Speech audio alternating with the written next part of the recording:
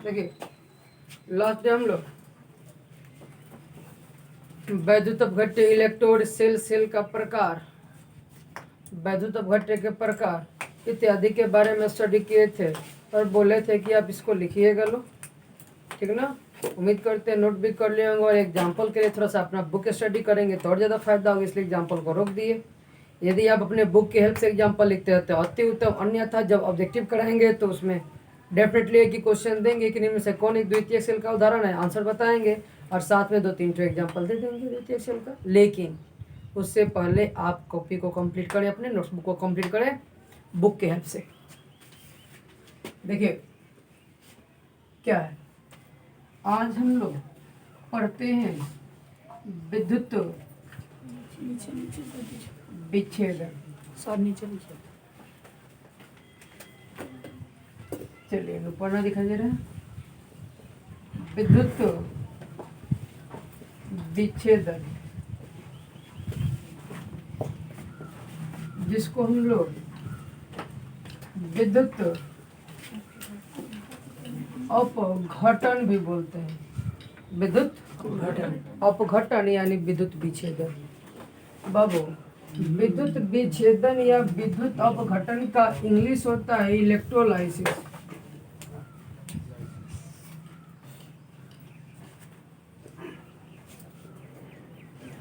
Electrolysis, electro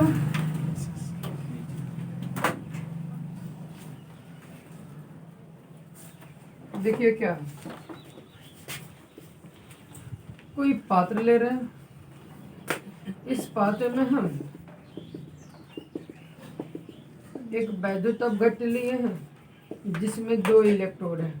okay विद्यार्थी, ये जो पात्र लिए हैं इसमें विद्यार्थी एक वैद्युत अपघट्य है और 2 इलेक्ट्रोड है। अब इसमें यदि हम सब विद्युत धारा प्रवाहित कर दे, क्या तो जब विद्युत धारा प्रवाहित करेंगे तो यह आयनों में क्या हो जाएगा, आयनों में टूट जाएगा। ये आयनों में टूट जाएगा, यही घटना क्या कहलाता है, यानी किसी वैद्युत अपघट्य से विद्युत धारा प्रवाहित करने पर वह आयनों में टूट जाता है, यह घटना क्या कहलाता है, विद्युत विच्छेदन या विद्युत अपघटन कहलाता है। भाई लोग समझ में आया क्या बोला मैंने? हाँ, किसी वैद्युत अपघट्य में विद्युत धारा प्रवाहित करने पर वह आयनों में टूट जाता है, यह घटना क्या कहलाता है, विद्युत विच्छेदन या विद्युत अपघटन कहलाता है। ओके, अब बताओ विद्यार्थी, ये वैद्युत अपघटन या विद्युत विच्छेदन कहलाता है, ये समझ में आ गया आपको? आगे क्या है विद्यार्थी, तो ध्यान से सुनिएगा लो। जब यह आयनों में टूटेगा तो इसके धनायन जो होंगे वो कैथोड की ओर, जो ऋणायन होंगे वो एनोड की ओर गति करेंगे। गति करके जाकर के वहाँ पे वो आकर्षित होंगे ना। जब यहाँ पे ये आकर्षित होंगे तो यहाँ पे इनकी मात्रा बढ़ेगी तो इनका वजन बढ़ेगा कि घटेगा, बढ़ेगा। इन इलेक्ट्रोडों पे क्या मुक्त होते हैं भाई, आयन मुक्त होंगे ना। आयनों के मुक्त होने से यहाँ का वजन बढ़ेगा कि नहीं बढ़ेगा, कुछ ना कुछ द्रव्यमान मुक्त होगा। ये कितना द्रव्यमान मुक्त हुआ इसको बताने के लिए फैराडे नामक वैज्ञानिक ने नियम दिया था। किसने बाबू, फैराडे ने। यस, चलिए पहला चीज है विद्युत विच्छेदन या विद्युत अपघटन। डेफिनेशन याद हुआ कि किसी वैद्युत अपघट्य में विद्युत धारा प्रवाहित करने पर वह आयनों में टूट जाता है, यह घटना क्या कहलाती है, विद्युत विच्छेदन या विद्युत अपघटन कहलाती है। ठीक है विद्यार्थी, विद्युत अपघटन कहलाती है। विद्युत विच्छेदन के परिणाम स्वरूप प्राप्त आयन इलेक्ट्रोडों की ओर गति करते हैं जिससे वे इलेक्ट्रोडों पे मुक्त होते हैं। ठीक है ना भाई, ध्यान रखिएगा हमेशा। यदि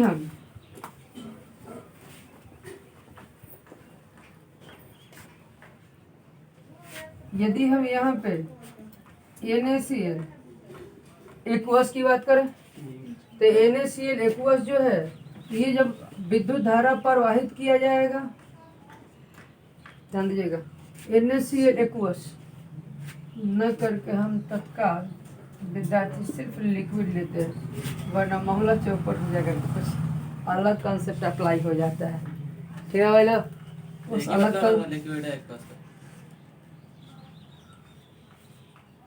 लिक्विड एक्वस में कुछ प्रॉब्लम आ जाता है, ठीक ना। वहाँ पे हम लोग को ना मानक इलेक्ट्रोड विभव का कंसेप्ट पता होना चाहिए। मानक इलेक्ट्रोड विभव का कंसेप्ट पता होने से कौन आसानी से रिड्यूस होगा कौन नहीं होगा ये कंफ्यूज कर देता है। 2018 में एक ऐसा ही क्वेश्चन पूछा गया था कि सोडियम फ्लोराइड के वैद्युत अपघटन से कैथोड पे क्या मुक्त होगा, ठीक ना। तो थोड़ा सा वेट कीजिए, मजा आएगा। NaCl को जब हम लोग विद्युत धारा प्रवाहित करेंगे तो विद्यार्थी क्या होगा, वो सब चीज बताएंगे कि कैसे कैसे ब्रेक होता है। थोड़ा सा वेट कीजिए। अब बताइए, इसमें Na प्लस में टूटता है और Cl माइनस में टूटता है। अब बताओ कि यह धनायन है तो विद्यार्थी ये कहाँ मुक्त होगा जी, और जो ऋणायन है वो कहाँ मुक्त होगा। अब आपको पता होना चाहिए कि जो कैथोड है विद्यार्थी कौन, वो ऋणात्मक होता है वैद्युत अपघट्य सेल के लिए, वैद्युत अपघटन है ना। अब बताइए कैथोड जब ऋणात्मक होता है इसका मतलब इसके पास इलेक्ट्रॉन की अधिकता है कि कमी, कैथोड है जिसके पास अधिकता होगा तभी तो वो ऋणायन होगा, ऋणावेश होगा। तो बताइए कैथोड जब ऋणात्मक होता है यानी कि इसके पास इलेक्ट्रॉन की अधिकता ना है जी, इलेक्ट्रॉन की अधिकता है तो कैथोड अपने पास से जितने इलेक्ट्रॉनों की आवश्यकता है उतना इलेक्ट्रॉन दे देगा, ठीक है भाई। तो कैथोड यहाँ पे एक इलेक्ट्रॉन चाहिए, कैथोड ने दिया और ये बन गया विद्यार्थी क्या, सोडियम। तो विद्यार्थी कैथोड पे सोडियम परमाणु मुक्त हुआ। और वही विद्यार्थी यदि हम लोग बात करें किसके, तो बहु बताओ तो एनोड पे कौन है, तो बताइए जी Cl, और ये Cl माइनस। अब बताओ एनोड धनात्मक होता है कि ऋणात्मक, धनात्मक होता है तो उसके पास इलेक्ट्रॉन की कमी होगी, तो वो जितना इलेक्ट्रॉन मिलेगा उतना ले लेगा। तो इसके पास एक इलेक्ट्रॉन की अधिकता है तो ये क्या करेगा, एक इलेक्ट्रॉन रिलीज कर देगा। अब एक इलेक्ट्रॉन रिलीज करेगा तो क्लोरीन परमाणु बना। और विद्यार्थी कभी भी क्लोरीन एकल परमाणु अणु के रूप में नहीं रहता, जब रहता है तो हमेशा द्विपरमाणु अणु के रूप में रहता है। फिर कहिए सर इधर एक है तो आप यहाँ 1/2 लगा दीजिए, तब नंबर दे कोई हो। अब बताओ, अब क्वेश्चन दे दे कि सोडियम क्लोराइड के द्रवित अवस्था के विद्युत धारा प्रवाहित करने पर या सोडियम क्लोराइड के द्रवित अवस्था के विद्युत अपघटन से एनोड पर क्या मुक्त होता है, क्लोरीन गैस। कैथोड पे क्या मुक्त होता है, बात समझ में आया। और वही जो आप इसके पहले बोल रहे थे थोड़ा देर के लिए कि सर सोडियम क्लोराइड का एक्वस सॉल्यूशन ले लीजिए तो यहाँ चौपट कर देता है। देखिए क्या, आप बताइए इसके पहले कैथोड पे क्या मुक्त हो रहा था, बट इस बार क्या मुक्त होगा। और वही विद्यार्थी एनोड पे इसके पहले क्या मुक्त हो रहा था, इस बार क्या मुक्त होगा। मतलब NaCl एक्वस मिलाना मतलब उसमें पानी है और उसका मतलब वो खाली उसका NaCl मतलब है, उसी का द्रवित अवस्था। हाँ, अब इस स्थिति में सोडियम से पहले कौन रिड्यूस हुआ, अब काहे ऑक्सीडाइज हुआ, काहे हुआ ऑक्सीडाइज, कुछ तो कारण होगा। तो वही तो वजह है, जल्दी टूट जाता है। नहीं सर उसके मानक इलेक्ट्रोड विभव पे डिपेंड करता है। इसीलिए आप बोले तो हम बोले कि भाई वेट करो मिलेगा मौका। उस टाइम मिला था ना कि सोडियम फ्लोराइड के जलीय विलयन के विद्युत अपघटन से एनोड और कैथोड पे क्या मुक्त होता है। तो विद्यार्थी ऐसा क्वेश्चन हो तो एनोड पर मुक्त क्या होगा, कहोगे कि सर जलीय है तो बोल दीजिए क्या। और विद्यार्थी कैथोड पे मुक्त क्या होगा, तो आप बोलोगे फ्लोरीन, बट होगा क्या। यही तो मजा है। फ्लोरीन जो है ऑक्सीजन से प्रबल ऑक्सीकारक है, इसलिए वो उनसे पहले ये हो जाएगा, तो ये जल्दी रिड्यूस हो गया तो O2 बन गया। तो क्यों पहले हुआ क्यों बाद में हुआ, कंफ्यूजन हो रहा है। इसीलिए हम बोल रहे थे कि भाई इन चीजों को बाद में जब आपको हम स्टैंडर्ड इलेक्ट्रोड पोटेंशियल समझा देंगे, और नया था सोचते रह जाएंगे कि जी क्या होगा। और उस टाइम में आंसर में जानते हैं अधिकांश विद्यार्थी लोग मारे थे N और F2 जो बाबू दिखत रहे तो मरुए लोग, जबकि ऑप्शन ये भी था हम लोग ऑप्शन C या D में जो बेटर था, जो सही था, सत्य था, रियल आंसर था। जो बताओ वो क्वेश्चन में दिक्कत था ये नु क्यों मारी, लेकिन उसका रियल कॉन्सेप्ट किधर जाता बतला दिया था सबसे। NaCl तो ठोस अवस्था में होता है ना, NaCl ठोस अवस्था में है, लेकिन हमने वहाँ पे इसका द्रवित अवस्था लिया है, टेम्परेचर बढ़ा के हाँ लिक्विफाइड किया गया। अब बताइए भाई लोग, चलिए तो आप क्या करेंगे ना कि सबसे पहले विद्युत विच्छेदन या विद्युत अपघटन का परिभाषा लिख लेंगे, उसके बाद ये एग्जाम्पल दे देंगे, और ऑब्जेक्टिव के लिए ये भी नोट कर लीजिएगा कि NaCl के जलीय विलयन के वैद्युत अपहरण से कैथोड पे H2 और एनोड पे Cl2 मुक्त होता है। ओके। और विद्यार्थी सोडियम फ्लोराइड के एक्वस सॉल्यूशन यानी जलीय विलयन के विद्युत अपघटन से एनोड पर H2 और कैथोड पे O2 मुक्त होता है। और यही एक्वस नहीं होता तो एनोड पे Na और कैथोड पे F2। उल्टा बोल दिया मैंने, धातु कैसे बना मुक्त हो गया, तो कैथोड पे Na और एनोड पे F2 मुक्त हो जाता है। ठीक ना, बस ये ध्यान रखना है। एक्वस सॉल्यूशन है तो लफड़ा है, एक्वस ना बोला गया तो मजे मजे है, बोले बोलेगा भाई। फटाक दे विद्युत विच्छेदन या वैद्युत अपहरण का परिभाषा लिखेंगे, उसके बाद ये एग्जाम्पल लिखेंगे, फिर ये 3 क्वेश्चन अपने से लिखिएगा, अपने से लिखना है। पहला क्या, NaCl के द्रवित अवस्था के वैद्युत अपघटन से कैथोड तथा एनोड पे क्या मुक्त होता है, आंसर अपने से लिखिएगा। फिर विद्यार्थी पूछा जाए कि NaCl के जलीय विलयन से कैथोड तथा एनोड पे क्या मुक्त होता है, और फिर विद्यार्थी इसको लिखिएगा कि सोडियम फ्लोराइड के जलीय विलयन के वैद्युत अपघटन से एनोड तथा कैथोड पे क्या मुक्त होता है। ये भी शायद उल्टा लिखा क्या, एनोड पे हाइड्रोजन मुक्त होगा, उल्टा लिखा कैथोड है। पे, हाँ। और टू देते हैं, देखिए इधर में सब पहले कैथोड लिखे थे ना, यहाँ उल्टा लिखा गया इसलिए होगा। चलिए Na हो गया, H2 सॉरी जलीय विलयन है जी, नोट कीजिए तो। विद्युत विश्लेषण से लिखिए, लिखे तो। किसी वैद्युत अपघट्य में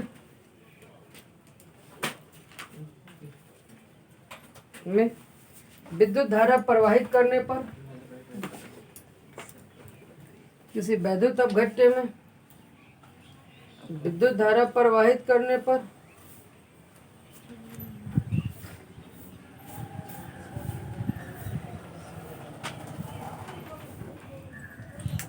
वह आयनों में टूट जाता है,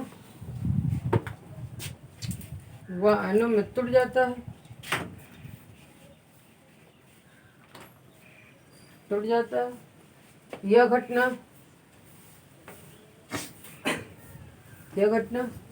विद्युत अपघटन या विद्युत विच्छेदन कहलाता है। यह घटना वैद्युत अपघटन या विद्युत विच्छेदन कहलाता है।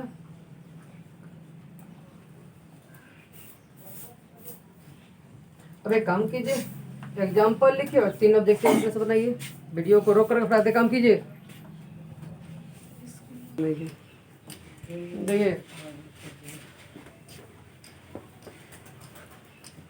ओके भाई, अब टॉपिक दे दीजिए फैराडे का नियम।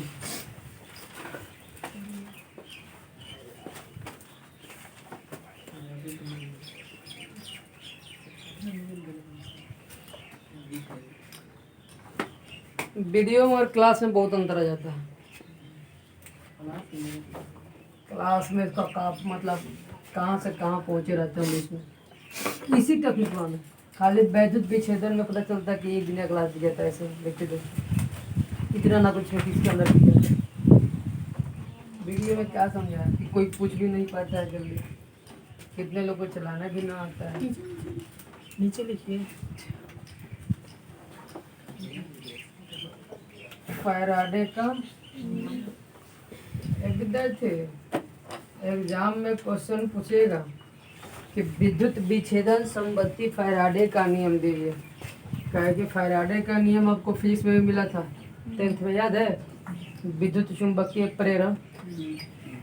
चुंबकीय प्रेरण को किसने किया था, माइकल फैराडे। तो भाई तो फैराडे का नियम क्या है भाई, तो ध्यान दीजिएगा। किसी भी वैद्युत अपघट्य में विद्युत धारा प्रवाहित करने से, जब किसी वैद्युत अपघट्य में विद्युत धारा प्रवाहित करते हैं तो उनके इलेक्ट्रोडों पे कुछ पदार्थ मुक्त होते हैं। उस मुक्त पदार्थ की मात्रा को व्यक्त करने के लिए किसने नियम दिया भाई, तो ध्यान रखिएगा कि किसी वैद्युत अपघट्य में विद्युत धारा प्रवाहित करने से, किसी वैद्युत अपघट्य में विद्युत धारा प्रवाहित करने से या प्रवाहित करने से उसके इलेक्ट्रोड्स पर मुक्त आयन की मात्रा को व्यक्त करने के लिए किसने नियम दिया? यस, किसी वैद्युत अपघट्य में विद्युत धारा प्रवाहित करने पर इलेक्ट्रोड्स पर मुक्त हुई आयनों की मात्रा को व्यक्त करने के लिए 1834 ईस्वी में फैराडे नामक वैज्ञानिक ने 2 नियम दिया। फैराडे नामक वैज्ञानिक ने कितना नियम दिया? 2 नियम दिया। प्रथम नियम क्या है तो ध्यान दीजिएगा। यहाँ पे हम लोग एक वैद्युत अपघट्य ले लेते हैं। इस वैद्युत अपघट्य में 2 इलेक्ट्रोड ले लेते हैं। ठीक है विद्यार्थी, इस वैद्युत अपघट्य में कितने इलेक्ट्रोड ले लेते हैं जी? देखिए, ये 2 इलेक्ट्रोड ले लेते हैं हम लोग। अब क्या करते हैं विद्यार्थी, किसमें विद्युत धारा प्रवाहित करते हैं? क्या करते हैं? विद्युत धारा प्रवाहित करते हैं, यानी दोनों इलेक्ट्रोडों को विद्यार्थी एक चालक तार की सहायता से जोड़ देते हैं जिसके अंदर सेल लगा हो। अब बताओ विद्यार्थी, जैसे इसके अंदर विद्युत धारा प्रवाहित होगा यह आयनों में टूट जाएगा, और जब यह आयनों में टूटेगा तो इसमें के कुछ आयन इधर मुक्त होंगे, कुछ आयन इधर मुक्त होंगे ना। तो भाई इधर में हमने कितना विद्युत धारा प्रवाहित किया, उस धारा की मात्रा और यहाँ इन इलेक्ट्रोडों पे कितना पदार्थ मुक्त हुआ, यानी कितने आयन मुक्त हुए, उस पदार्थ की मात्रा के मध्य संबंध दिया गया। तो देखिएगा बाबू, अपना प्रथम नियम क्या है? तो प्रथम नियम है कि नियत ताप पर किसी वैद्युत अपघटन, ध्यान दीजिएगा, नियत ताप पर वैद्युत अपघटन में इलेक्ट्रोडों पे मुक्त हुई आयनों की मात्रा उसमें प्रवाहित धारा की मात्रा के समानुपाती होता है। ध्यान दीजिएगा, नियत ताप पर विद्युत विच्छेदन के दौरान इलेक्ट्रोडों पे मुक्त हुई आयनों की मात्रा मान लेते हैं कितनी है? m है। ये इलेक्ट्रोडों की मात्रा, यहाँ पे कितना ज़्यादा पदार्थ मुक्त होगा वो डिपेंड करेगा कितना ज़्यादा विद्युत धारा प्रवाहित किया गया। जितना ही ज़्यादा विद्युत धारा प्रवाहित किया उतना ही ज़्यादा यहाँ पे आयनों की मात्रा होगी, और उतना ही ज़्यादा आयन इधर या इधर मुक्त होंगे कि नहीं? तो ये बताइए बाबू, इस इलेक्ट्रोड पे मुक्त हुई आयनों की मात्रा डिपेंड करती है कुल किस पे? और यही है विद्यार्थी फैराडे का प्रथम नियम।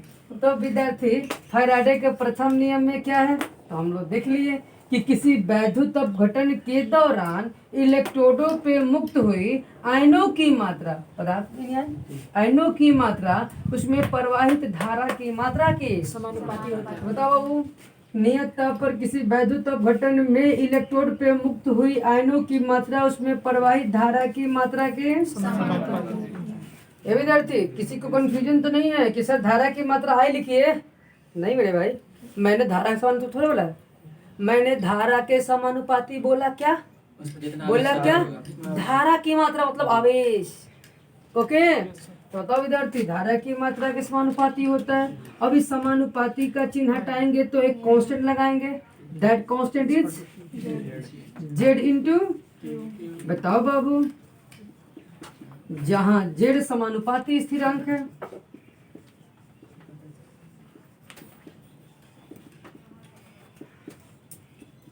क्या बाबू? समानुपाती स्थिरांक। तो इस फिगर को मैं मिटा देता हूं। क्या आपको पता है कि समानुपाती स्थिरांक को क्या कहा जाता है? इसी समानुपाती स्थिरांक को वैद्युत रासायनिक समतुल्यांक कहा जाता है।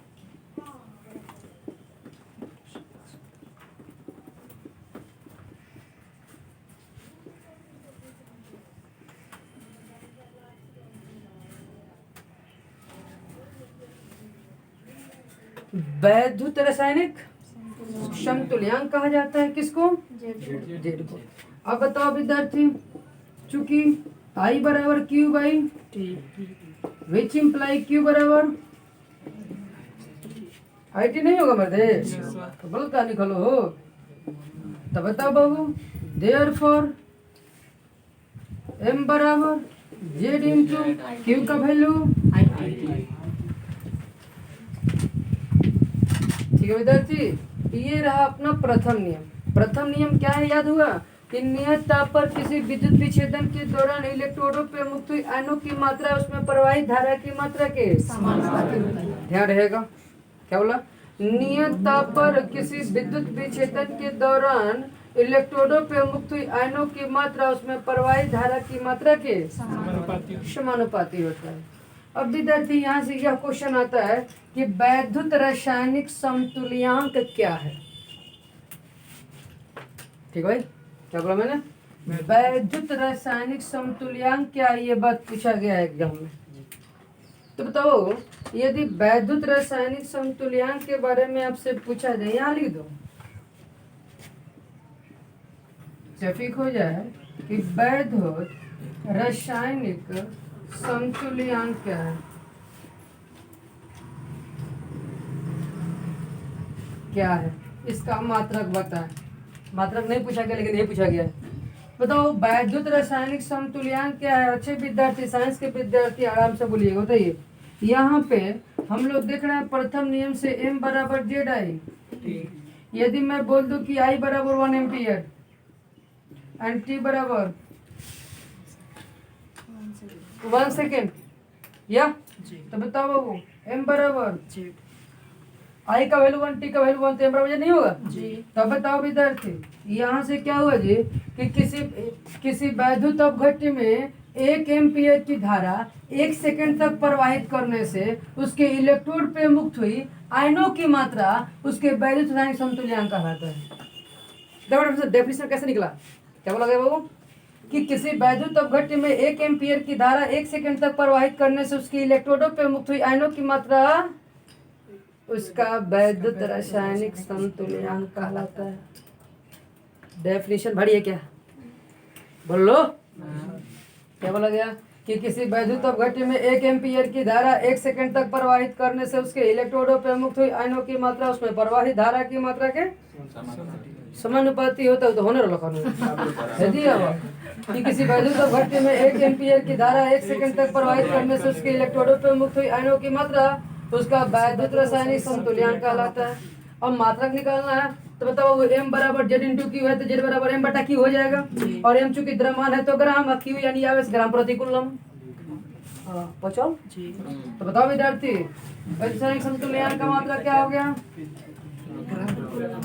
ग्राम प्रति कूलम। प्रथम नियम याद हुआ तो पहले प्रथम नियम लिखेंगे, फिर रासायनिक समतुल्यांक लिखेंगे और उसके बाद द्वितीय नियम आएगा। तब प्रथम और द्वितीय नियम का संयुक्त रूप न्यूमेरिकल के दौरान बताएंगे। ठीक, नियम दोनों फ्रेश लिखा देते हैं। एग्जाम में आता है कि फैराडे के विद्युत विच्छेदन नियमों को लिखें, तो आप सिर्फ वही लिखिएगा। इन आगे पूरा लिखवा देता, आप कहानियाँ पूरा लिख दीजिएगा एग्जाम में भी। ओके, चलिए, तो ये प्रथम नियम हो गया। तो लिखिए तो प्रथम नियम नहीं टॉपिक का दिए। हाँ, तो फिर इतिहास लिखा है लिखो। हाँ करे भाई, वीडियो लंबा हो जाएगा। लिखे जल्दी, फास्ट लिखेगा, लिखिएगा बोल के बंद कर देते वीडियो हुआ ना। लिख लिए, किसी वैद्युत अपघट्य में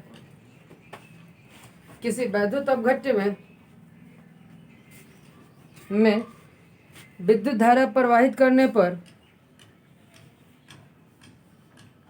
किसी वैद्युत अपघट्य में विद्युत धारा प्रवाहित करने पर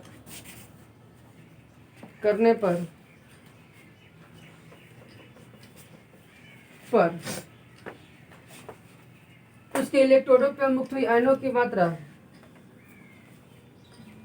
उसके इलेक्ट्रोडों पर मुक्त हुई आयनों की मात्रा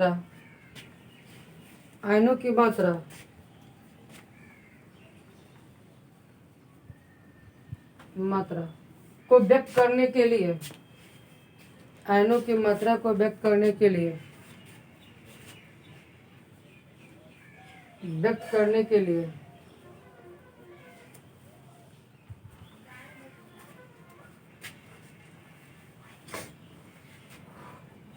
आयनों की मात्रा को व्यक्त करने के लिए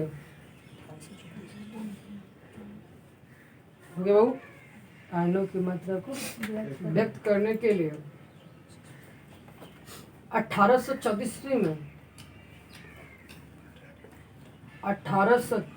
ईस्वी में फैराडे नामक वैज्ञानिक ने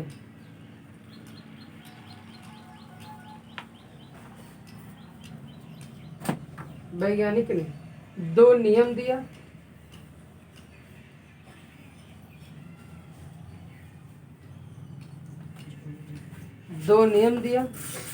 जिसे फैराडे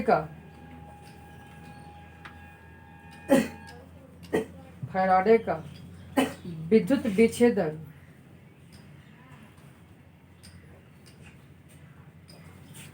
नियम कहा जाता है।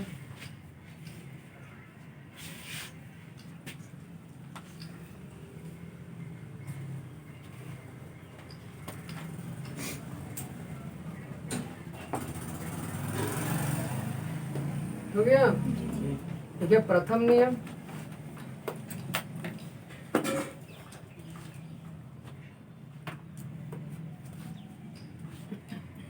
बोले देखिएगा प्रथम नियम में जैसे कि लिखे बोले लिखिएगा, नियत ताप पर किसी वैद्युत अपघट्य में, नियत ताप पर किसी वैद्युत अपघट्य में वैद्युत अपघटन के दौरान लिखेगा, नियत ताप पर किसी वैद्युत अपघटन में, हाँ कोई दिक्कत नहीं, नियत ताप पर किसी वैद्युत अपघटन में इलेक्ट्रोडों पर मुक्त आयनों की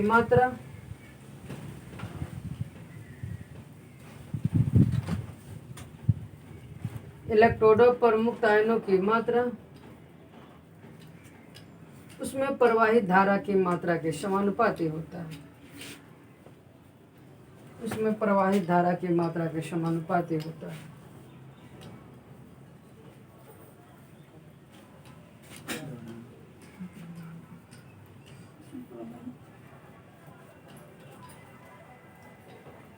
प्रवाहित धारा की मात्रा के समानुपाती होता है। नीचे लिखेंगे अर्थात उसका मैथमेटिकल रिप्रेजेंटेशन,